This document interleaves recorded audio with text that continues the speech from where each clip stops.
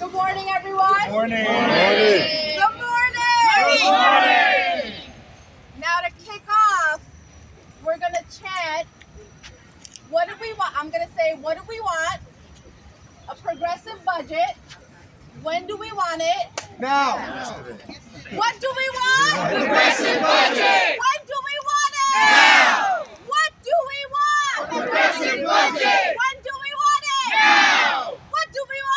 Progressive budget. When do we want it? Now. Amazing. It is a perfect day to fight for a progressive budget. Woo! Woo! Yeah. I'm Councilmember Shahana Hanif, co-chair of the Progressive Caucus, joined by our vice co-chair and co-chair. If you want to come around me. Just for a second. I'll come with you. I'll be all right. You're good. And today we are so excited to launch a budget for working people. Woo!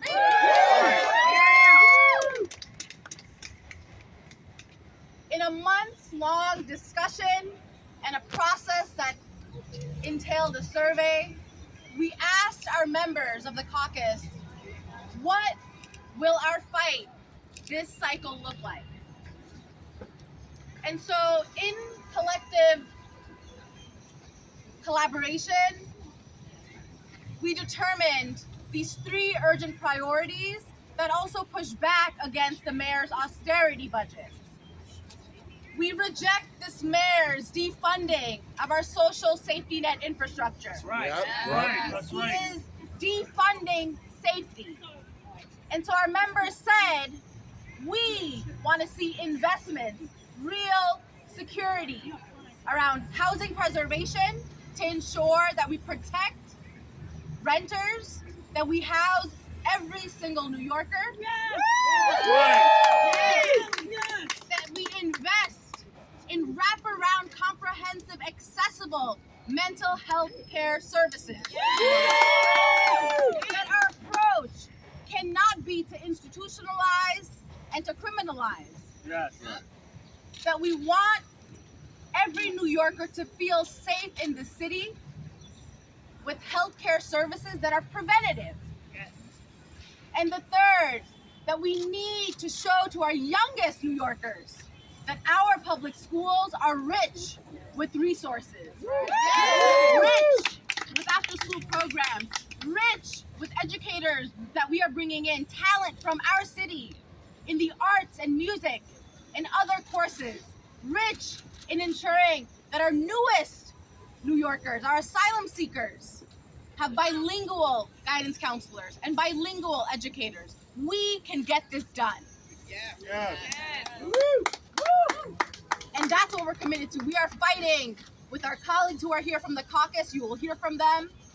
We have allied partners who have been on the front lines of all of these issues for so many years. These are lifelines. These are easy. This is what we should be fighting for.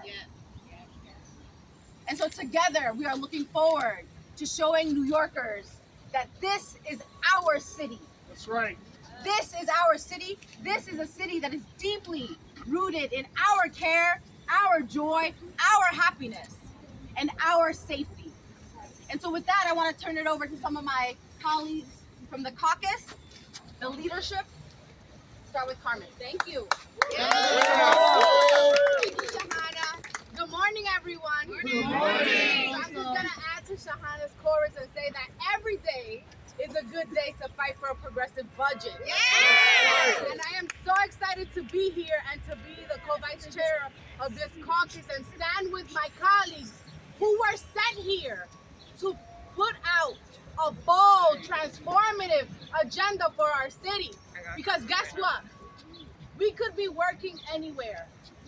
We've chosen to work for the people of New York City. Right. They have sent us here. And I have to say that for me, this fight is personal. Because I grew up in a community in Upper Manhattan that is still at the margins. That is still recovering from years and years and generations of neglect. That's right. And so what I am tasked to do is make sure that our communities are at the forefront of this agenda. And Shahana said it right. Austerity is not the path we're taking. We know what our communities want. They come into our offices every single day, fighting eviction, fighting a mental health crisis that is happening across our city, and fighting for the education of their children. And I'm going to talk a little bit about education. I'm a parent. I'm a public school parent. I'm the mother of a third grader. And this morning, when we dropped her off in school, she was getting ready to take the state test.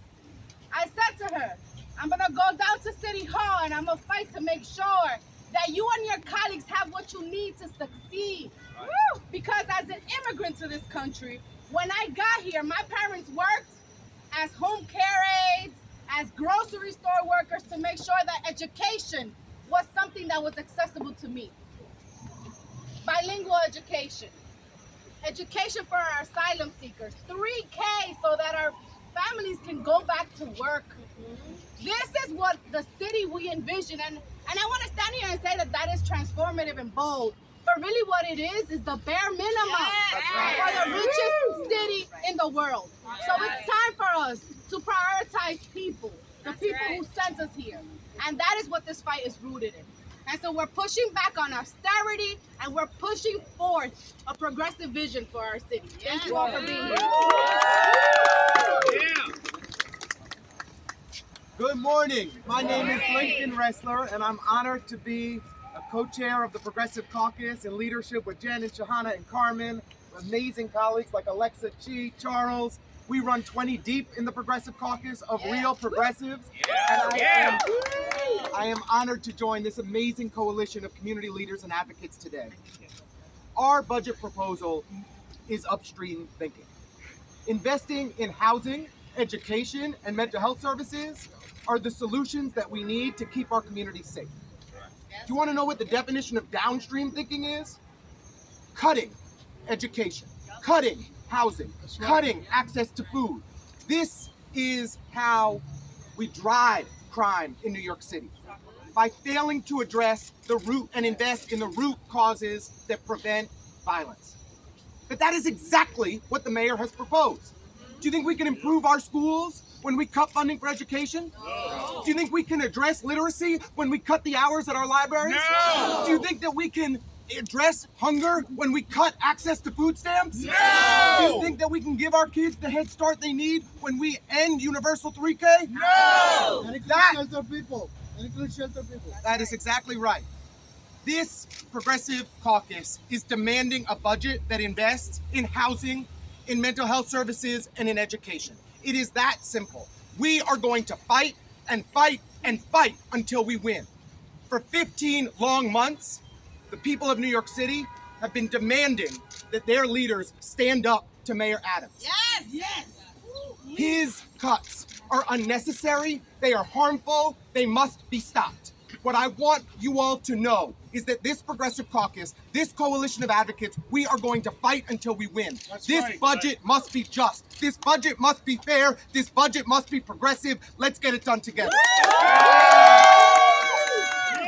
And I want to introduce my dear friend, our amazing co-chair, the one and only Jennifer Guiterrez.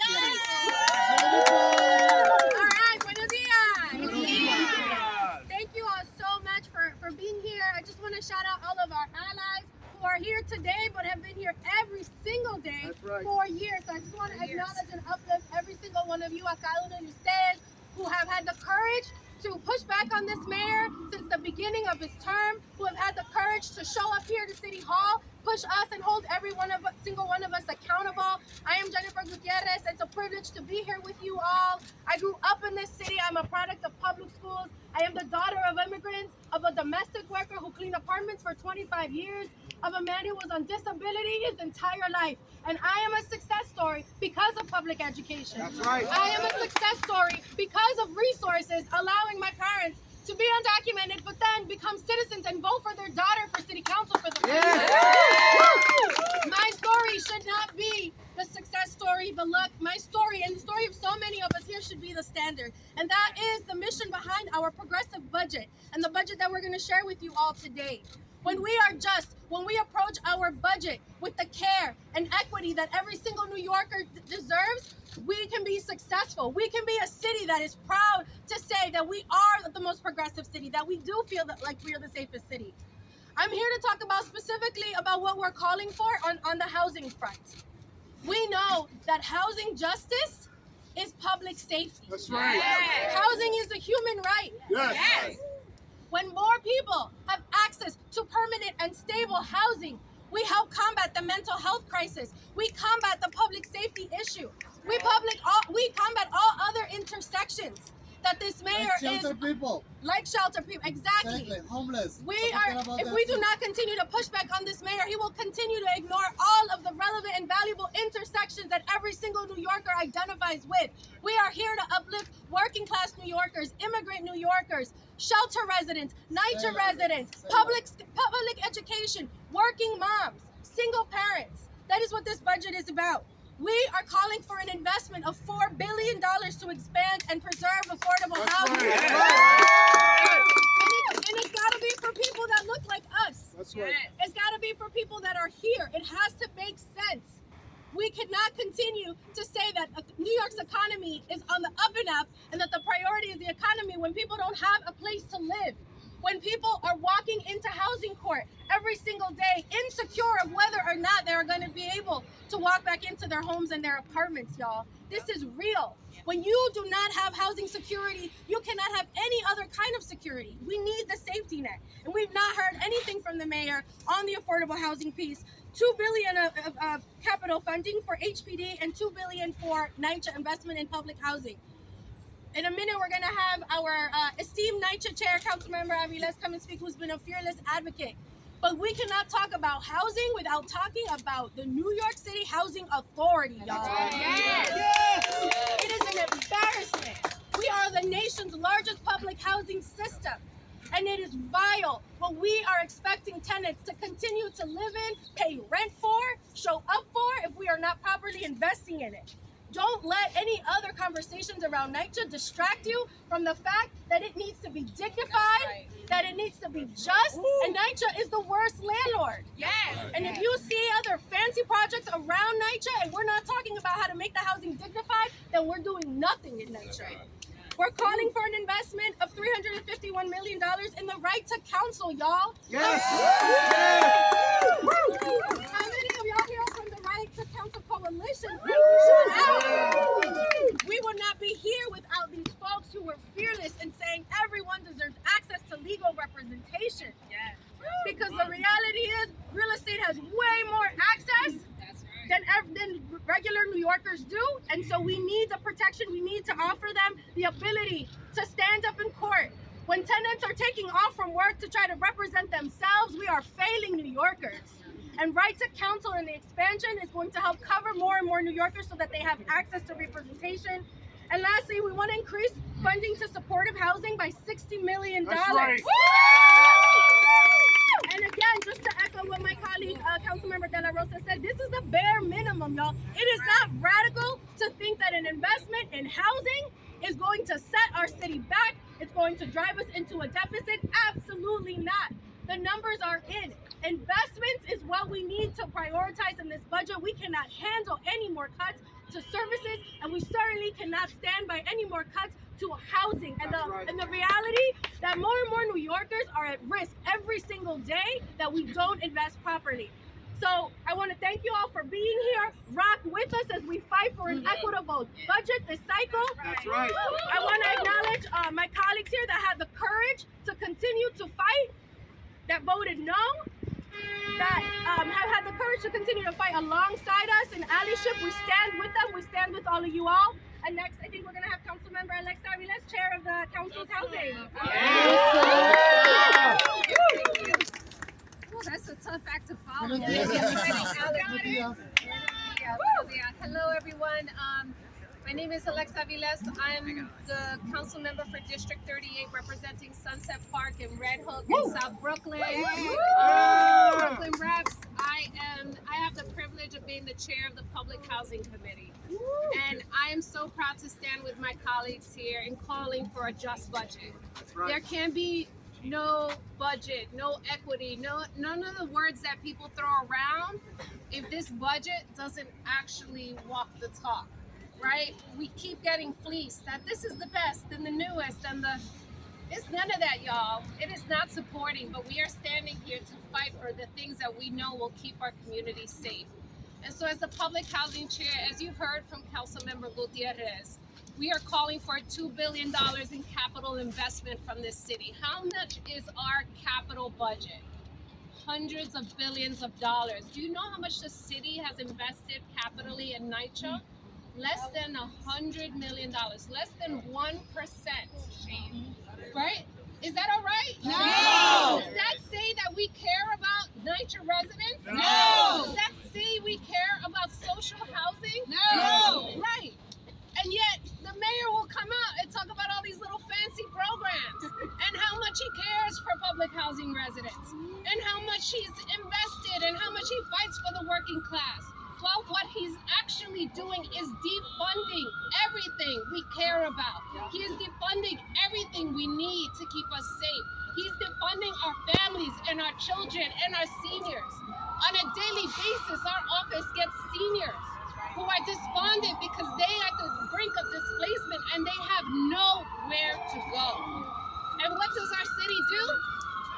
It defunds senior housing, it defunds senior investment. It continues to let NYCHA collapse onto itself. Well, we will not allow that, and we are demanding at a bare minimum $2 billion in capital funding to let NYCHA residents know that we are there for them because NYCHA residents built this city. Yes. They are Black and brown people that have been here intergenerationally.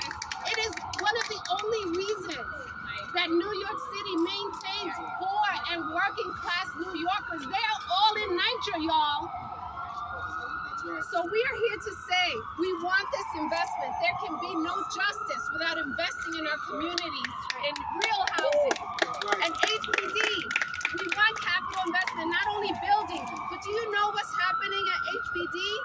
They're gutting out staff. We cannot get services if we don't have staff in any of the city agencies. You can't get food stamps because there is no staff to process the applications. This is not okay. So we are here demanding that we fully staff the agencies so that they do what we need them to do for our people, that they fund capital investments in housing, that they fund real low-income housing, affordable at $130,000 income. Ain't affordable, y'all. That's what's being built in our city. So listen, we need to take our budget back and don't get fleeced. Don't get fleeced with this, oh, it's a great budget, everybody gets something. That's nonsense. Nonsense, right. So I'm proud to stand here with my colleagues. There are many more speakers who are going to touch on other parts of this. We need to fully fund NYCHA. We need to make sure we refund. He cut vacancy unit readiness. We have more than 3,000 units vacant in NYCHA while people are sitting in shelters. It is inhumane. And people doubling up all over the city because they have no place to go. So we must refund this program and increase it. We must invest in capital. We must do right by our people on the housing. It is the #1 issue. Everybody knows it ad nauseum, and yet we get these little plans with no details, with no real money attached, with no urgency, because you know what? The mayor works for real estate. He don't work for us. So I'm proud to stand here with the Progressive Caucus and make these demands, and we will fight for a just budget. Thank you so much. These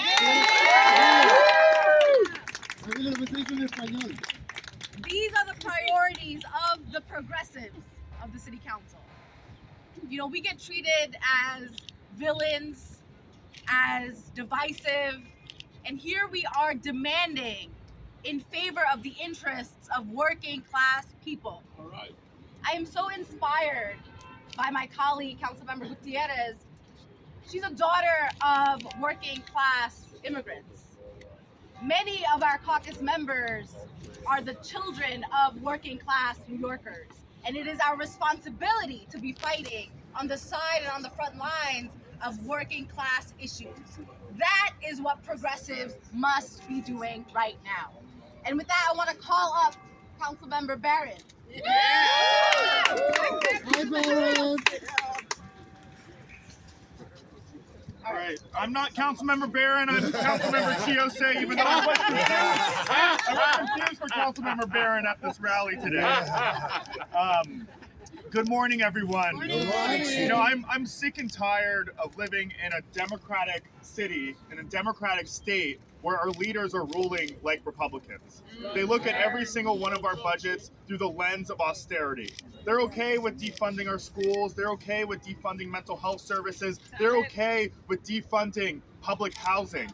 But I'm not okay with that. And the people standing behind me are not okay with that. And the people that I represent in Bed-Stuy and Crown Heights, a working class, predominantly black neighborhood, are not okay with that. You know, I want us to take a second and look outside of New York City for a little bit. I know we are the best city in the world and the country, but let's look at what happened in Chicago recently, right? We saw Lori Lightfoot lose after her first term. She ran on a platform of solely talking about public safety through throwing more and more money at the police. That did not clean up the streets of Chicago. That did not save the lives of people that were shot at the hands of guns in Chicago. And then we saw in the election in Chicago a public school teacher running against an individual that had the same platform of wanting to throw money at the police. And who won? That public school teacher won. Now let's bring it back to New York, because we're seeing another budget this year where we're seeing cuts put forward on our schools. We're seeing cuts put forward across many different social services that keep our communities safe. And that's why I'm so proud to stand here today with my colleagues in government and these advocates today and pushing back against that budget and pushing forward a solution-driven platform that will keep our communities safe. Now I want to talk about mental health services, because the mayor loves to talk about investing in mental health, but we never really hear actual numbers or a plan on what that looks like. But we put some forward. We want to fund 16 crisis respite centers. That's $4 million that will go to professionals that are able to address the mental health crisis that we are seeing in our city. That's not more money to cops that didn't go to college, that have a degree, that puts them in a place where they're able to handle folks that are dealing with mental health issues. That's giving money to professionals that are able to address the mental health crisis here in our city. We're calling for an increase in funding to mobile treatment teams. Mental health services are needed across every single borough in our city. And the only people that are putting a plan forward are the progressives standing in front of you today. And in addition to that, we are calling to open 24/7 overdose prevention centers. How long do our offices how long do we have to continue receiving calls from our constituents about folks that are dying on the streets of the city without the city putting forward a plan and saving those lives and putting people on the pathway to treatment and a healthy lifestyle? So we have a plan here today. And now we have to push the mayor and this administration to make it happen. You know, this city is suffering, and it's suffering because of the austerity budget that is being put forward by an administration that is running like Bloomberg, that is running like Republicans, and it's not working for the people of New York City. We have a $102.7 billion budget that is bigger than 47 states in this country besides California, Texas, and New York itself. We have so much power in our hands, and we need to be putting it forward to do the right thing by the people of New York City. Thank you very much. And now, the Charles Barron. The real Charles Barron. Well, Thanks, Chief. I have some bad news for you, Uh-oh. and I have some good news for you. Oh, yes, All tell us. So let me give you the bad news first. Always, always, always. Bad news is that we got a Republican mayor cop. That's the bad news. The bad news is that last year, and I hope it doesn't happen this year, we had an Adams family budget where the speaker and the mayor, both Adams, voted for a budget that was against the people. Now, let me tell you the good news. The bad news is everything that they said about the mayor and the budget. Here's the good news. The mayor doesn't have the power to pass the budget. Right. See, this is what I want my colleagues to hold to the end. Don't talk all this stuff at rallies and press conferences, and then when we get to the end, you start shaking hands with the speaker and the mayor passing a budget that's against the people. We gotta hold out to the end and say no to a budget that doesn't represent everything that you just heard. The first thing about the budget, they said they don't have money. Money's tight.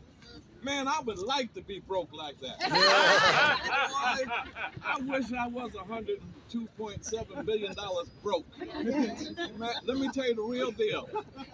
The real deal, Wall Street, we had an unexpected $4.9 billion of revenue coming in from Wall Street. Tax the rich. Unexpected. They didn't even plan for it. So if you cut the agencies by $2.7 billion, you do the math. We got $4.9 billion. Plus, you got some change left over. You don't cut the agencies. The other thing is that he cut the agencies by 4% and gave the PBA a 4% raise. That ain't right.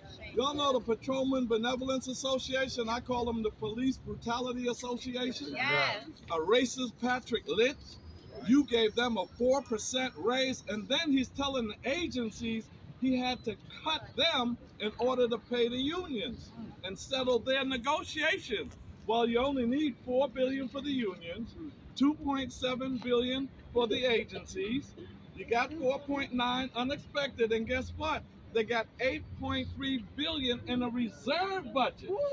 In a reserve budget, you don't have to cut anything. That's right. They choose to do that because of their Republican ideology and philosophy. So we're calling on this city to say, hey, we're not going to tolerate that.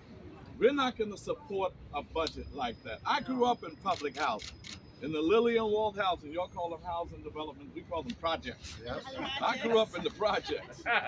And we need to make sure that NYCHA is taken care of. As my colleague said, you know, there's a $159 billion 10-year capital budget. $159 billion. You can't spare $10 billion for NYCHA and $10 billion for HPD? That's only $20 billion out of $159 billion.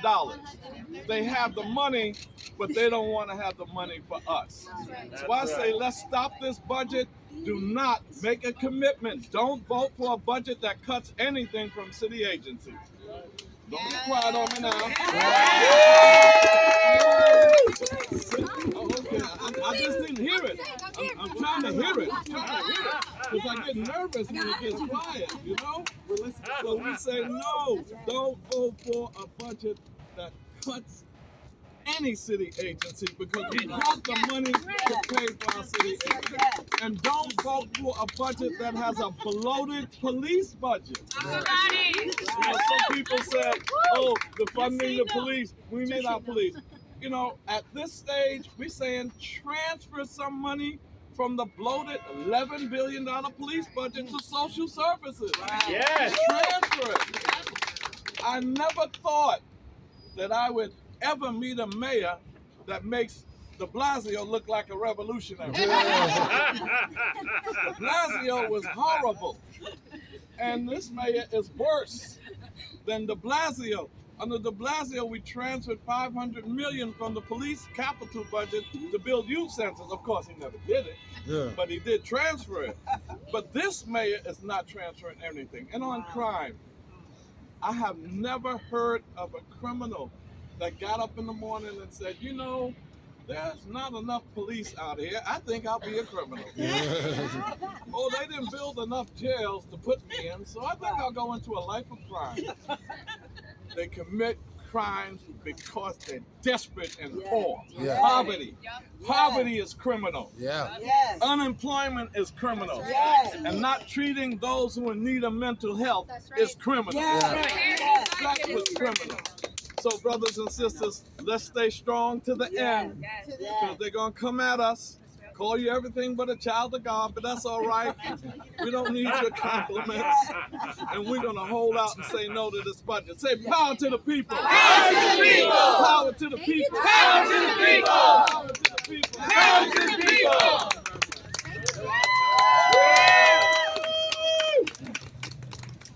We're going to try another chant.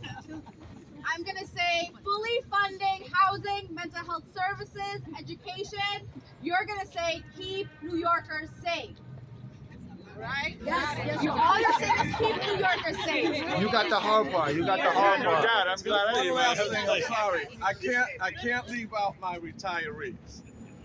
There is it only costs $600 million to take care of our retirees and leave them on senior care. Don't have them privatized with Aetna, a company that supported slavery, and now they have to pay more premiums. All it costs us is $600 million to take care of our retirees. That's right. That's right. So all you're saying is keep New Yorkers safe. I think we can manage that. Fully funding housing, mental health services, education. Keep New Yorkers safe. Fully funding housing, mental health services, education. Keep New Yorkers safe. Keep New Yorkers safe. Keep New Yorkers safe. Keep New Yorkers safe. Keep New Yorkers safe. Keep New Yorkers safe. Keep New Yorkers safe. Keep New Yorkers safe. Keep New Yorkers safe. Okay. So now I'd like to call up Twyla. Twyla, come on out. Adrian Holder from the Legal Aid Society. Hi, I'm Adrian Holder. Hi, Adrian Holder. I'm the Chief Attorney of the Civil Practice of the Legal Aid Society, and I am so proud to be here with our allies, our supporters, the lifeline of the city, a progressive city council, and some of the best organizers, tenants, rates organizers, and legal services providers in the country. This is a great, great group of people to today tell you that we are standing with keeping New Yorkers safe. That's right. By putting in an additional $351 million into a progressive budget that is going to make sure and ensure that eligible New Yorkers can have a lawyer in housing court. That's right. Right to counsel in New York City in the last 4 years has proven not only to be a groundbreaking program with 84% of tenants who receive an attorney being able to stay in their home. It is a lifeline. It is the way in which we stabilize and preserve our communities, affordable housing. You cannot say that you are about the preservation of housing and the safety of New Yorkers without telling me that you support right to counsel. Housing is a human right.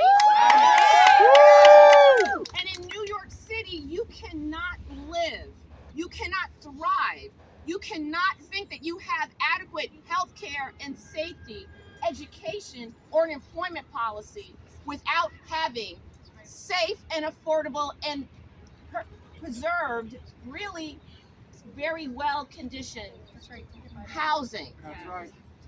I am so proud that our Progressive Caucus, this group of people, along with all of the providers and organizers, are standing tough to say a budget reflects your values. We need leadership. We need this administration to understand that the value that needs to be preserved here is the value around housing and stabilizing our communities. I thank all of you for coming out today, and we are going to get what we need for our communities, which is continued right to counsel and stabilizing this program and making sure that every person coming through housing court can get an attorney. I thank you very much. Thank you. From the Legal Aid Society. Now I'd like to call up Esperanza Vasquez with the Parent Action Committee on School Cuts. Yeah. Alex, go with your mom. Alex.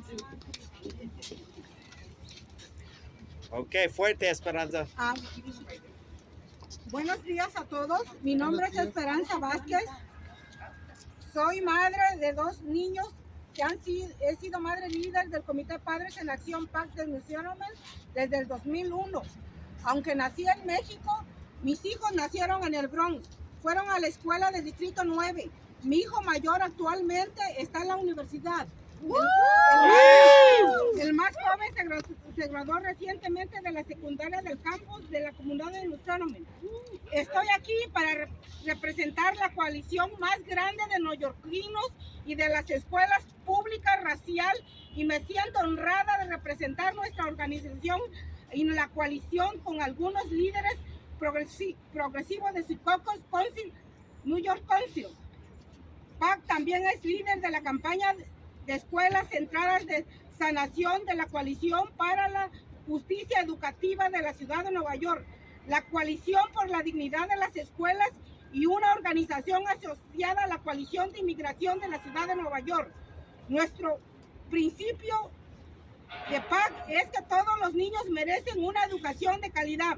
Como organización de familias inmigrantes, personas de color, afroamericanas y latinas, pedimos que la ciudad haga más a nuestras escuelas y a nuestras familias.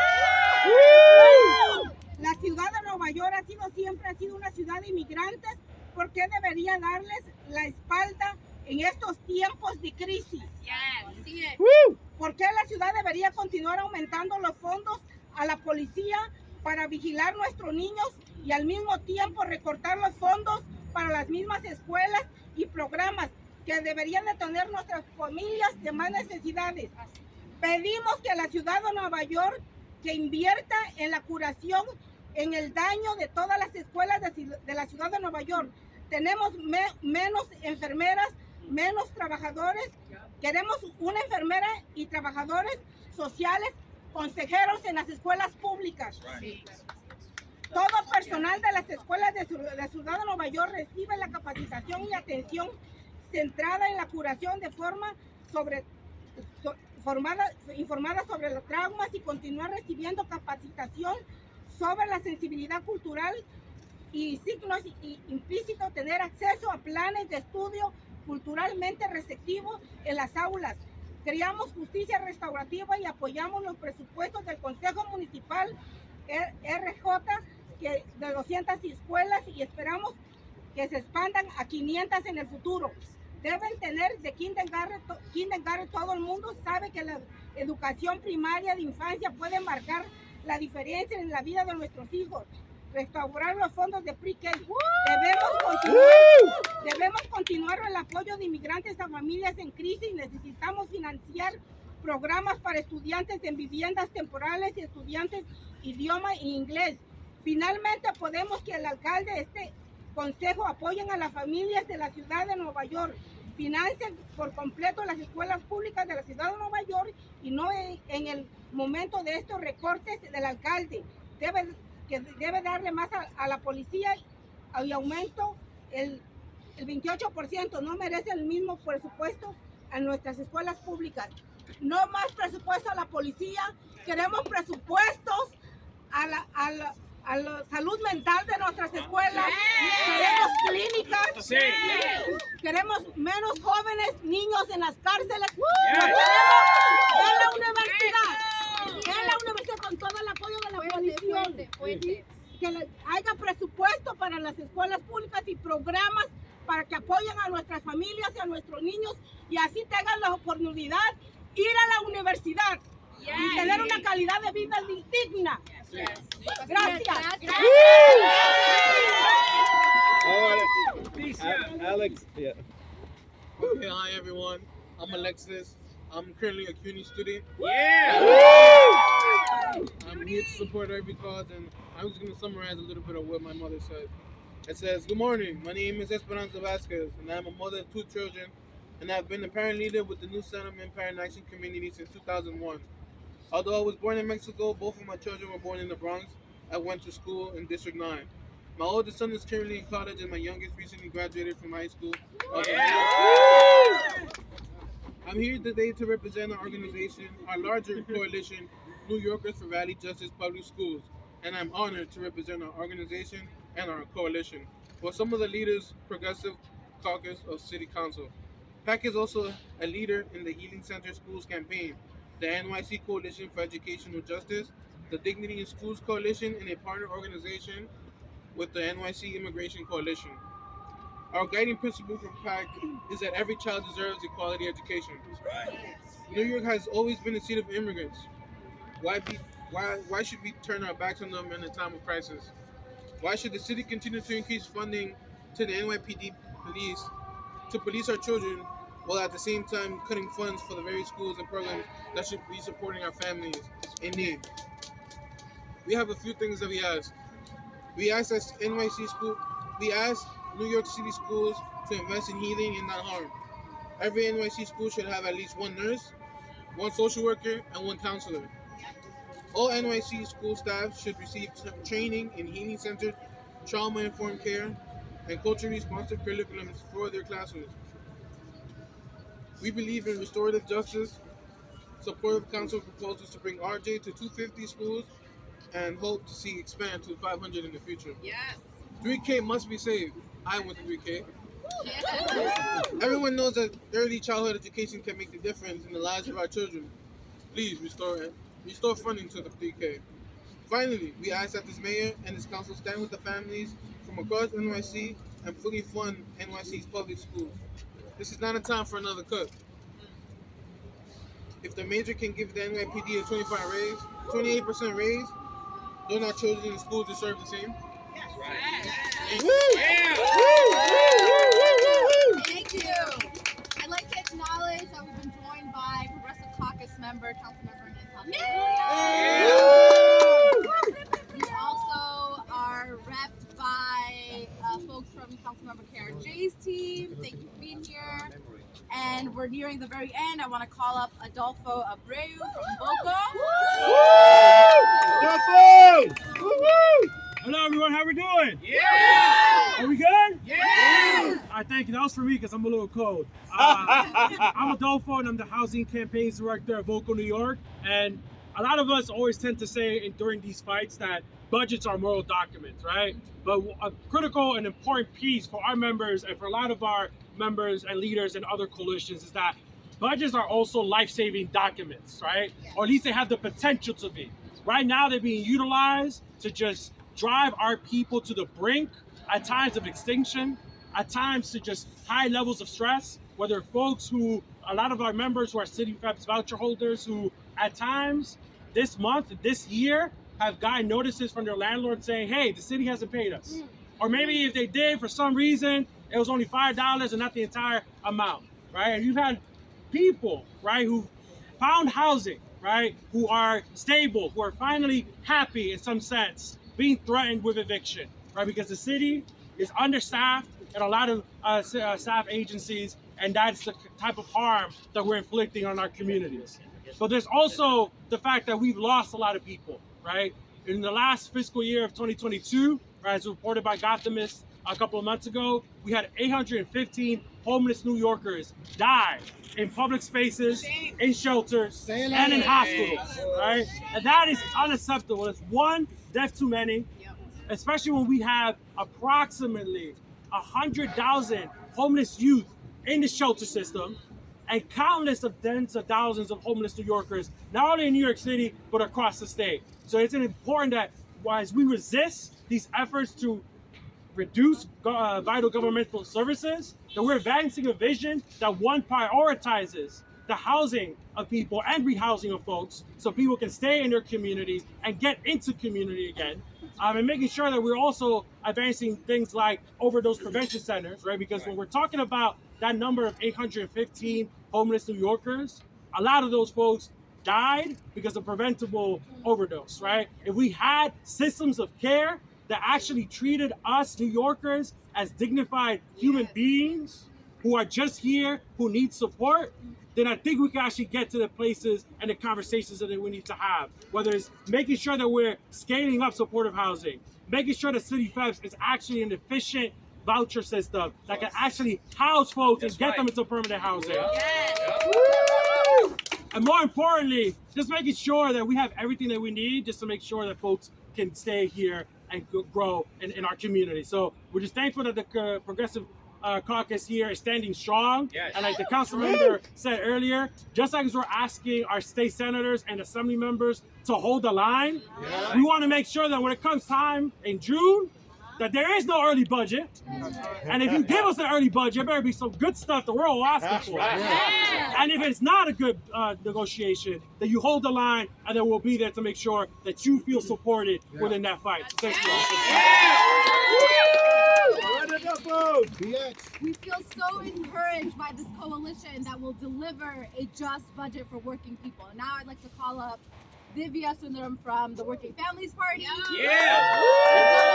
He has been a strong champion of the Progressive Caucus, and we are so grateful for your partnership and endorsement. Good morning, everybody. Good morning. I know it's cold, we're tired. I'll keep it short. My name is Divya Sundaram. I am the New York City Organizing Director with the Working Families Party, and we're proud to stand with the Progressive Caucus, who have committed to putting New Yorkers first and standing up against the mayor's harmful agenda. That's right. We're in crisis. We've been in crisis. Evictions are skyrocketing. Working families cannot afford rent. Our communities are over-policed, and mental health needs are not being met. And yet, rather than face the urgency of the moment, rather than find ways to meet the needs of working New Yorkers, our executive leaders are failing us at every level. As of today, we still do not have a state budget. Louder. Despite New York City's budget surplus, the mayor has put forward a budget that will needlessly harm New Yorkers. That's right. He's slashed education and library budgets. That's right. And he's failed to fill and has eliminated crucial positions at our city agencies that provide essential services to New Yorkers. We don't have executive leadership that's working for us. And so that's why it's so critical to have allies in the city council who are going to call out that nonsense. Right. The Progressive Caucus, the Working Families Party, and all our allies here are here to make it clear that there's no scarcity here in New York City and that we can fund all the services that we need to thrive. Yes. The Progressive Caucus budget agenda centers investments that will make a meaningful difference in the lives of New Yorkers, from investments in affordable and supportive housing, legal representation for those facing eviction, robust mental health infrastructure, life-saving harm reduction resources, That's right. fully funding universal 3K, and a firm stance against the mayor's proposed cuts to education. So we have the opportunity to win for new working people here in New York City when the governor's not doing that, the mayor's not doing that, but the Progressive Caucus is doing that. We're proud to stand with the Progressive Caucus. We're proud to stand with this coalition to fight for a just budget that meets the needs of New Yorkers. Let's get it done. Okay, so en español brevemente. Muy breve. Breve. Estamos aquí simplemente. Espera, con eso otra vez que no. Oh my goodness, come on. Estamos aquí como el caucus progresista del Consejo Municipal, dándole visión a la ciudad que todos merecemos. Una ciudad donde nosotros le demos prioridad a la educación, sin ver recortes a la educación de nuestros hijos, para ver programas como lo de edad temprana, 3K, expandir y no ser recortado. Tenemos que asegurarnos que también nosotros, cuando hablamos de la seguridad pública, tenemos en mente lo que es seguridad. Seguridad pública significa vivienda digna en nuestras comunidades, invertir en NYC, en nuestra vivienda pública, y también asegurar que hay abogados de vivienda para que los inquilinos puedan defender su derecho y quedarse en nuestra ciudad. La seguridad pública también significa tener servicios de salud mental, porque estamos en crisis. Y esos servicios incluyen centros de crisis, 16 nuevos centros de crisis a través de la ciudad, asegurar que hay equipos móviles que están en nuestras comunidades para esos neoyorquinos que están en crisis, y finalmente abrir más centros de prevención de muertes en sobredosis. En los refugios, en los shelters. Y en los refugios también. Todo esto significa tener una ciudad que le da prioridad a los neoyorquinos trabajadores. El caucus progresista está orgulloso de estar aquí y de estar empujando una agenda progresista y no la austeridad del alcalde Eric Adams.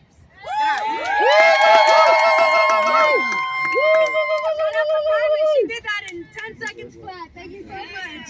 All right, so we want to once again thank every single person that showed up today, but I want to uplift all the folks that are here, all the advocates. Many of us got elected to council because of the work y'all did for years and years and years. So I'm gonna shout everyone out, hold the applause for the end, but we just love you so much and we want to make sure that the press knows y'all are here. ANHD, Community Voices Heard, New York Communities for Change, good old Lower East Side, J-French, TRUA, the Right to Counsel Coalition, Legal Aid Society, the WFP, NYLAG, Freedom Agenda, the Fortune Society, Vocal New York, Make the Road, Se Hace el Camino, CPR, On Point NYC, New Yorkers for Racially Just Public Schools, CSA, the Daycare Council, All Our Kin, and the People's Plan!